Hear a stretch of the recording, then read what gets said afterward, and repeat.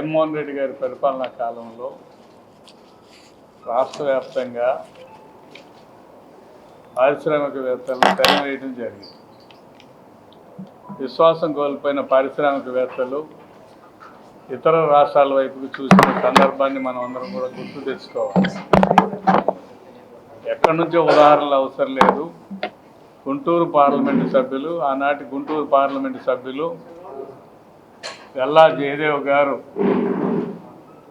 అమర్ రాజా కంపెనీని విస్తరణలో భాగంగా ఆంధ్ర రాష్ట్రంలో పెట్టుబడులు పెట్టడం అనేది అంత శ్రేయస్సు కాదు, సేఫ్ కాదు. ఇక్కడ పెట్టుబడి పెట్టాలంటే ఆనాటి పాలకుల్ని మెప్పించాల్సిన పరిస్థితి ఉంది అని గమనించి అమర్ రాజా కంపెనీ విస్తరణని తెలంగాణ ప్రాంతానికి తీసుకెళ్లిన సంగతి మనం మర్చిపోకూడదు. అంతేకాదు, గౌరవ ముఖ్యమంత్రి చంద్రబాబు నాయుడు గారి ఆధ్వర్యంలో వచ్చిన కియా పరిశ్రమ అనంతపురంలో ప్రారంభోత్సవం సందర్భంగా ఆనాటి స్థానిక ఎంపీ గోరంట్ల మాధవ్ గారు కియా యాజమాన్యంతో వ్యవహరించిన తీరుని మనం మర్చిపోకూడదు. అందువలన ఈ రాష్ట్రానికి జరిగిన మేలు ఏంటంటే కియా అనుబంధ పరిశ్రమలన్నీ తమిళనాడుకు తరలిపోయిన సంగతి మనం మర్చిపోకూడదు. ఇటువంటి పరిస్థితి చంద్రబాబు నాయుడు గారు కూటమి ప్రభుత్వం అధికారానికి వచ్చే సందర్భానికి ముందున్న పరిస్థితులు ఇవి. పారిశ్రామికవేత్తలు తమకు నచ్చిన వాళ్ళని మాత్రమే ఒప్పుకునే వాతావరణం, లేకపోతే తరిమేసే వాతావరణం. లులు గ్రూపు మనందరికీ తెలుసు. లులు గ్రూపును కూడా తరిమేసి ఈ రాష్ట్రంలో పెద్ద ఎత్తున పరిశ్రమలన్నింటినీ కూడా వెనకబడిపోయిన సందర్భాన్ని గుర్తు చేస్తున్నాం. ఇది నేపథ్యం. కూటమి ప్రభుత్వం అధికారంలోనికి రాకముందు ఉన్న నేపథ్యం ఇది. ఇటీవల సిఐఏ భాగస్వామ్య సదస్సు విశాఖపట్నంలో జరిగింది. దానికి మనమందరం కూడా ఒకసారి 2-3 రోజులు జరిగిన సంఘటనలను గుర్తు తెచ్చుకోవాల్సిన బాధ్యత ఉంది. రాష్ట్రంలోని ప్రజలు, నిరుద్యోగ యువకులు, అభ్యుదయవాదులు, పారిశ్రామికవేత్తలు అందరూ కూడా అర్థం చేసుకోవాల్సిన అవసరం ఉంది.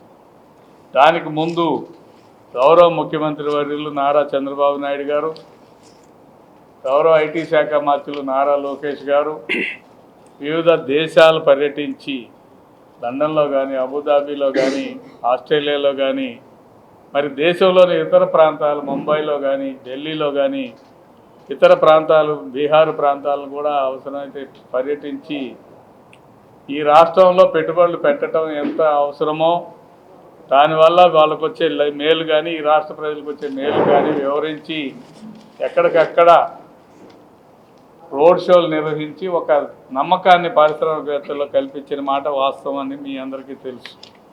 తద్వారా విశాఖపట్నంలో జరిగిన సదస్సులో 13.8 లక్షల కోట్ల రూపాయల పారిశ్రామికవేత్తలతో ఒప్పందం జరిగింది.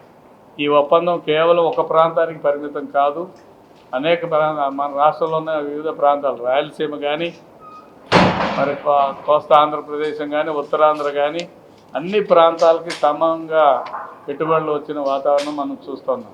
సోలార్ ఎనర్జీ కానీ, అదేవిధంగా టూరిజంలో కానీ, సిఆర్డిఏలో కానీ, లేకపోతే ఆక్వా రంగంలో కానీ అనేక రంగాల్లో ఈ పెట్టుబడులు వచ్చినాయి. మరి ముఖ్యంగా అమరావతి ప్రాంతానికి క్వాంటమ్ వ్యాలీ రూపంలో కొత్త రకమైన ఆలోచనలు చేసిన ఐటీ శాఖ మంత్రుల యొక్క కృషిని ప్రత్యేకంగా అభినందనలు తెలియజేస్తా ఉన్నాం.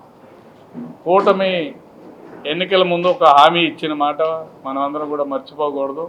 20 లక్షల ఉద్యోగాల కల్పన 5 సంవత్సరాల్లో చేస్తామని హామీ ఇచ్చారు. అందులో భాగంగా ప్రభుత్వ రంగం నుంచి కానీ, లేదా ప్రభుత్వ ఉద్యోగాలు కానీ, ప్రైవేటు ఉద్యోగాలు కానీ, ఉపాధి రంగంలో కానీ మొత్తం మీద 5 సంవత్సరాల్లో 20 లక్షల ఉద్యోగాలు కల్పిస్తాం అని చెప్పిన మాట వాస్తవం, అని హామీ ఇచ్చిన మాట వాస్తవం.